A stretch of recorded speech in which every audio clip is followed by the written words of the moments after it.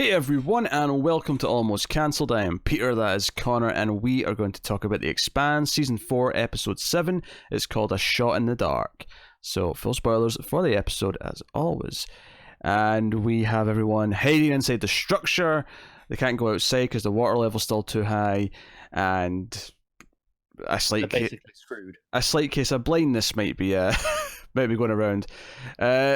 So Yeah, you've got the water purification tablets. They've got maybe a day or two left, whatever it was. The water's draining much slower than they expected, though, so they probably won't be out in that time. Yeah, they're limited in supplies. Well, the Belters are. The RCE guys have got way more. I should point out. We have green bacteria eating away at people's eyes. Yeah, we had a couple of scenes over the season. They've just people getting checked up on about their eyes. That was definitely something that's happened already. Last episode, most prominently, there was a scene where Okaya was looking at her own eye, and she was seeing green stuff, and we forgot to mention it because there was very little context for what it was actually. Yeah, I think there was about. one earlier in the season where she checked on someone as well, and just said, "Oh, it's just allergies or something." The standard response. But we definitely saw once before that. So it's been a thing before they came down here, although as she points out, the water coming in has expedited how quickly it's been spreading. So the salt is accelerating it. So we see Amos with the green splotches in his eyes. We're seeing various people, not just from their point of view, we're seeing just green coming from the side of their eyes. Like the little ginger kid that Amos talks to at one point, he's got green coming out of his eyes. So they've got maybe a day before people start going blind outright. So that's obviously just some more great, wonderful news for some tension. So Akei is working on a cure. She's working on something to combat it, but it feels quite bleak. Now, admittedly, I don't expect that Amos is going blind, so I feel like we're going to get some sort of solution. We should mention that Holden is the only one immune to this, presumably through his connection with Miller right now, is the assumption. But, I mean, they could swap. It could be a natural immunity. That's a weird assumption, though, at this point as well, I think, because nothing about his connection to Miller or whatever is biological, really. I mean, unless it's imprinted something on him in a weird way, but I don't know, nothing about it's biological to me, at least so far. So that's fair, and that's why I think it's kind of interesting. Is that's the obvious difference with Holden, right? For most of the season, that's been the thing that's different about him. Which is why I'm wondering, is this just some sort of natural immunity? Seems weird because it's a bacteria kind of just living in the eyes. It's not like an infection in the traditional sense. Yeah. I wonder if it's just a really normal thing. Like, what if he's just got maybe he's blood type O or something like that, and everyone else isn't. Something really mundane and normal. It just happens to be really the only one that she's checked that's immune. Yeah, I wonder if it's something like he actually has something wrong with his eyes, so they don't want to live there. Yeah. What if he's got I forgot the name of it. That thing you have to take drops for every day. Cataracts. You take drops for that, I think. That's not what I'm thinking of, unless that's equal the same name for it. But anyway, whatever. So interesting. And this creates some interesting dynamics in the camp as well. We see Murtry's kind of gearing up, expecting the Belters to attack for food and supplies. He's got all the troops kind of prepared for that. However, though, he does do something weird kind of halfway through this episode. There's an incident where a Belter and a couple of the RCE guys are fighting, and they accuse the Belter of trying to steal some of their stuff.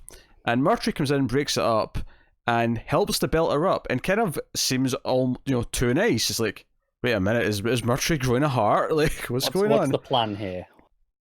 And sure enough, there is a malicious plan behind it. This was calculated for a number of reasons, but we find out that the reason why he's so invested in this planet is because if he's able to get rid of the Belters and the company takes over it, he's got a back end. He's got that Robert Downey Jr. Avengers deal. He's got 1% of the back end for everything this planet makes, and he wants to share that with Chandra. And he's like, hey, yeah, we're going to be filthy rich if we can claim this planet. So I think the fact that his goal here is purely financial makes him even shadier than he ever was. I agree. I think it still adds some layers here, though, because if he really just the easiest thing for him to do would just be right, let them all die, and then their claim's gone, right? There is a well. I mean, he even says that though. He says if we can just out survive these belters, he says that at one point. Yeah. Now, admittedly, he's not going around and just executing people for the most part. I mean, there's been a little bit of, there's been a little bit trigger happy here or there. But there is almost like in his warped mind, kind of this like he's doing things by the book as long as he has an excuse to shoot them. That's kind of what we've been talking about over the season. Is he always justifies it to himself? But here, he's clearly hoping that they'll all die off naturally down here. And because there's a lot of times in this episode where he's talking to Holden and he's saying like, "Hey, well, it's not good for us if we all die. We all have to get out of here," and blah blah blah blah. And he's playing very nice, but again, it's all kind of a means to the end. But the big thing that happens at the end of this main plot line is that the RC, one of the RC guys is found dead. And where there's like water dribbling in at one part, and it's kind of there's like a little pool that's formed, and the other RC guy assumes it was the belter who they sort of caught earlier on, and he goes into the main part of the camp, he grabs him, he pulls him through, he starts dunking his head in the water right where his other guy died, and it's the big tense moment, and the others come out and they break up the fight. Even Murtry's like, "No, you break this up right now, or I'll shoot you myself," kind of thing. Again, sort of playing nice with everyone else, and then the belter has all these like green leeches. Presumably where this bacteria is coming from, because it looks similar enough, and it seems to be coming from the water at this point. Yeah. Again, we know that the water is the salt in the water is what's accelerating. It's the color more than anything else. It's the bright green that makes you sort of correlate them. But he basically dies. He just dies right there, and the RC guy gets like one in his cheek. It like falls, and the last part of this is like, obviously these things are deadly, but they look up with their flashlights, and it's just green slug things all over like the inner walls of this section of and they're all like, back away slowly. Yeah, and what I liked about this, and Expanse is really good with obviously stuff about the accents and stuff, but I really liked it at this point in the episode, even in this scene, Amos is sort of squinting his eyes at times. Like, it's not really drawing attention to it, but he's clearly having trouble seeing things, and it's been an issue. So that was good for selling it, I think. Yeah, I agree, and I really like all the stuff in this plot. Like, Murtry is really interesting because, again, like I said, it could be really easy for him to just let them start the fight, side with your men, pretend they're in the right, and shoot them all. But he doesn't. I think there is a genuine level of desperation at this point as well, that he's not sure what the next move is. Yeah, there's a lot of things he's playing it safe. Like he's got them on like strict rations, even though he doesn't know if they need to make it last that long. Like he's playing it very safe. And some things like that, I would say, are good decisions from the leadership to be doing in this scenario. No one's accused him of being an idiot. No, absolutely not. Malicious, yes. He's definitely malicious. There's no debating that. But he's smart, and I think he's loyal to his people in a way. And he expects to be going against Holden at some point. He's kind of like he's treating Holden as someone who's going to be an issue, so he wants to be able to circumvent him. So we're still building, but we're doing it maybe in interesting ways. We're doing it. I mean, I think his character, which could have been very easily been one note, has. I don't know. He's one note in the sense that he's definitely just as evil as we always thought he was. There's not been any sort of layers to like. There's some redemption in there. There's some It's one note in that sense, but it's been very layered in the ways that he actually plays things out. It's been calculating. Yeah, so that's been good. So that's really really cool. Going up to the Rassi, and they're trying to deal with their ship struggles. Some interesting stuff. I mean, this is just theorizing on their part, but stands to reason there's a sort of outer rim of moons on this planet, and they're suspecting that if they get beyond the moons, they will be out of the range of this fusion block. Yeah, and there was something earlier in the season on the planet that was correlated with the amount of moons. I can't remember exactly what it was. I don't think it was the temples themselves, like the structures, but there was something. It was the intervals between the lightning, as it was. That's right. Yeah, going across. You're right. So it was, again, these moons definitely seem to be key in some way. So I think it's reasonable speculation on that. So part. Alex and Naomi theorized that, and they're telling Lucia this, and that if they get outside of that radius, they should like kick back on their engines, and everything will be okay. The problem is that the Belter ship. which is not designed for any of this and doesn't have a long battery life, will not make it there on battery power. It just can't happen.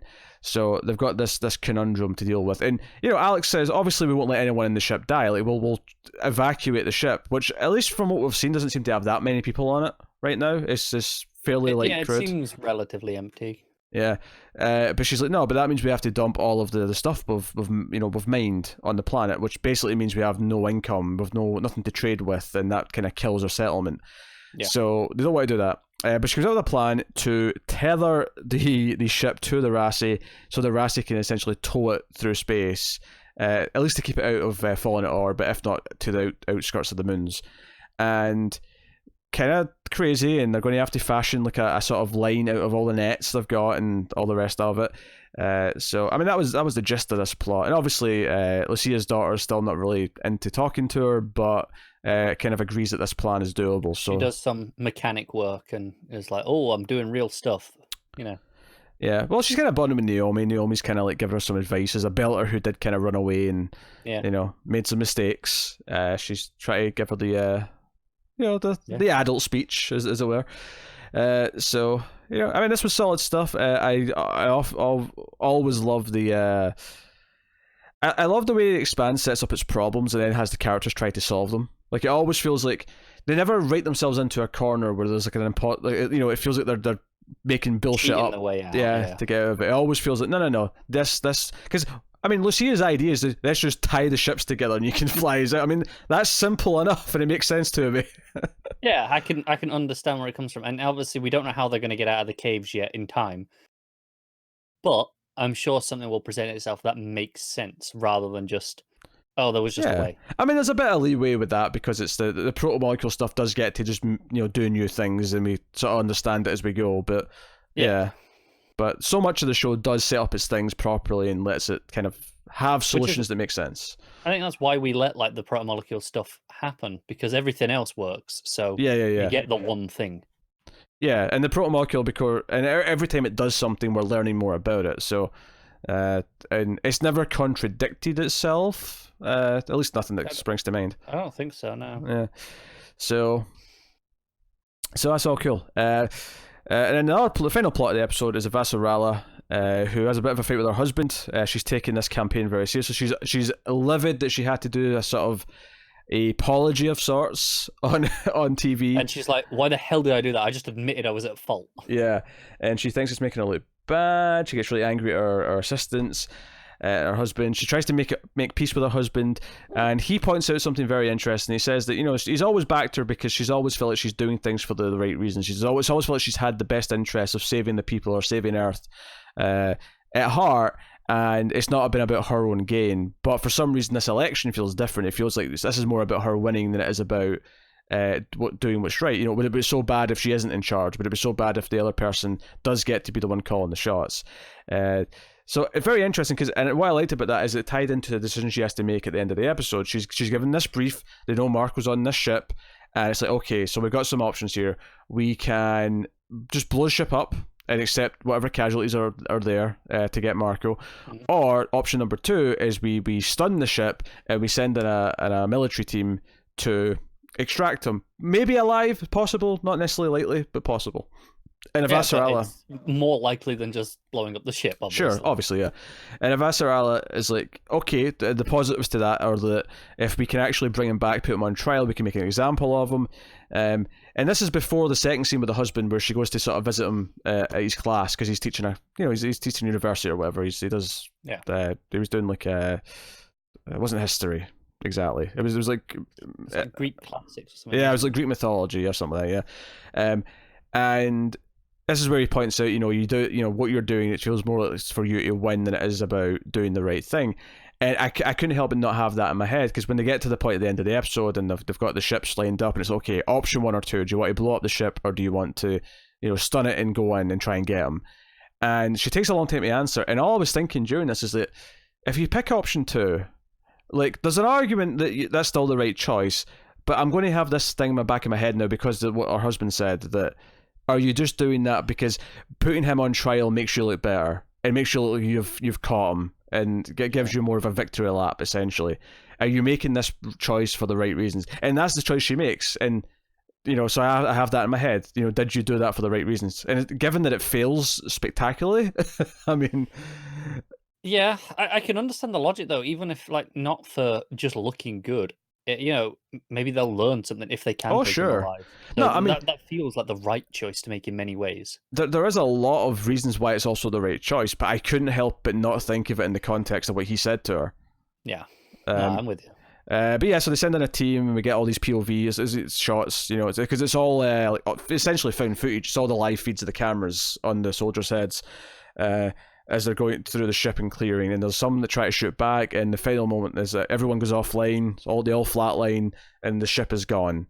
So I'm going to put in a guess here and say that Marco had already left the ship somehow, despite the fact that they said that their intel was pretty solid, that nothing had docked with it, and so on and so on. The fact that the ship is just gone, it's blown up. Yeah, that stands to reason. I feel like he somehow got off, and this was essentially a trap. And all the civilians or whoever who were on the ship, it's Marco who's got them killed. Like he's just willingly sacrificed them all. It's not necessarily going to look like that. Oh sure, yeah, absolutely. But I'm saying that just from our perspective of knowing how evil he is. He's willing to just do that. He's willing to set this trap to make a point. And yeah, because you're right. He probably wants this to look like Avasarala's fault. He wants this to be a political. That's his whole thing, like making it look like they're crossing the line so that he can openly retaliate. Yeah. So I have to give some props here. Where we had one episode with him himself, and ever since then it's just been mentioned. We've seen photos of him, like surveillance or whatever. I have to give them props for just after one episode with him, and then the way they've talked about him since from the other characters' perspectives. They've really sold who he is quite well, and he feels like a threat. Yeah, he does. And he's a different threat to some of the other stuff because he's more of like a completely solar system threat. I was going to say galactic, but that's not. It's interesting because as much as you say, he is quite a huge threat in that regard. It's guerrilla warfare tactics essentially, which is relatively low key. Oh yeah, I guess what I mean is though, but in what he's trying to ignite, like he's very dangerous in what he's trying to accomplish. Oh, definitely. But it's interesting though because he's doing this because, like, at least he claims he's doing it for the glory of the Belters and the OPA, and he wants them to win and be dominant and yada yada yada. Of course he is. And again, like, how does Mars feel about this when they realise that they've been involved with this guy? I mean, at least we're assuming we've not had concrete they're connected to Marco, but it stands to reason. It's one of those interesting things where Mars, it's not any officials on Mars; it's all just Martian citizens going in the back. So there's that deniability from any Martian government. Yeah, and of course, how does Bobby feel about this when she finds out? Oh, of course, yeah. I think that's interesting. And the Avasarala stuff as well, like, I can't help but wonder if she loses this election, which I'm now starting to think she might. Because earlier on in the season, it was kind of just like, oh, of course, yeah, she'll just win. Yeah. Now I'm not so sure. And I'm wondering, okay, is there something that she feels that where she can be more useful outside of politics, or maybe outside of just the UN itself? Can she go and achieve something? Oh, that's a good question. And I'm sure everyone who's read the books knows exactly what she's going to do after this. Don't tell us. Yeah, don't tell us. We'll find out on the show. But I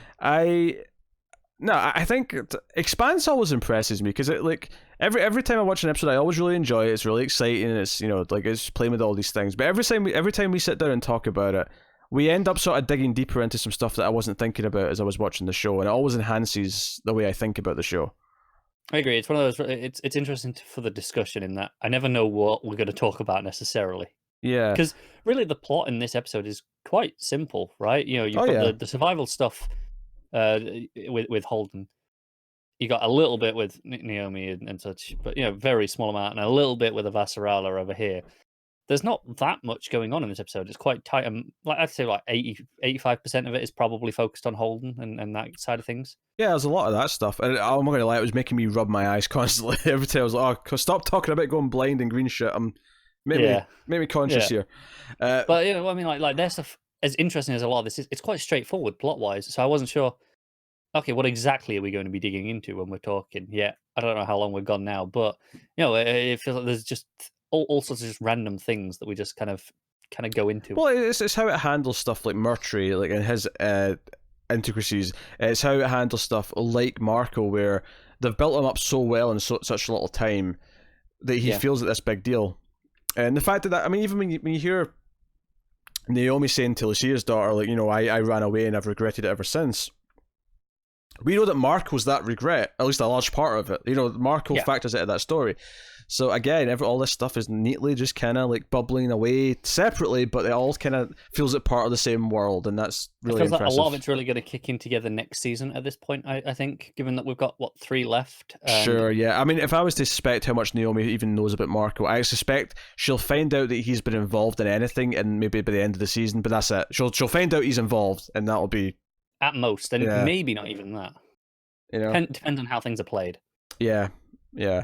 What I wonder is if we even get like Bobby meeting up with the rest of the crew at all at this point. We've only got 3 episodes left. At this stage of the season, I suspect probably not, to be honest. The only reason why I think we might, bizarrely, is because I saw a photo from this is cheating on someone's Twitter, but it was basically like her chair on set, and it was next to like Naomi's and someone else's, and I was like, well, they're all on set at the same time during the season at some point. So my guess is they'll end up together at some point by the end of the season. Okay, fine, but that's cheating. Okay, sure, but like I couldn't unsee it once I saw it. All right, I'll let you off, but goddamn you. Because otherwise, why would they be in set at the same time? I got nothing for you. There's no reason for it. Unless like they've got 2 sets that are right next to each other, one for like Mars stuff, one for the Rassi. And they were just shooting on the same day, and they were like, yeah, and so the area they all sit at on inside the studio is all in the same little area. So, which is possible. Depends how big the studio is that they're shooting in. Well, this is the thing. All in the exteriors, almost everything they've got is a set in this show, because it's all ships and interiors of like Mars colonies and shit. So it's not like any of it's just we'll go and find a location. Like we'll go. Exactly. It's all in a studio somewhere. The only thing that might technically, even then it probably isn't. I mean, like Avasarala's office could be a real location just for the daylight, but even then it's probably just easier to beam some fake daylight in. Yeah, I was gonna say like it could be, sure, but when you've got everything else that's being a set, it's probably just easier at that point. That's it. Hell, this season will have the most exterior stuff of any season because of all the stuff on the planet. That's looked great.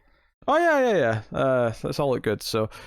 Season's coming along nicely. We'll obviously hit you with episode 8 as soon as we can. Obviously, Christmas slowed things down a little bit for the last couple.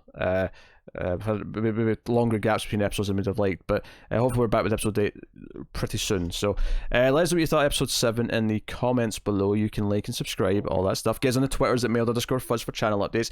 If you want to support the show and the channel and everything we do here, you can head over to patreon.com/mailfuzztv. And you can do that for as little as $1 per month and get bonuses and outtakes and all that kind of thing. But otherwise, that is us. So thank you once again for watching or listening. We always appreciate it. Keep watching TV, guys. Have you got any vanilla?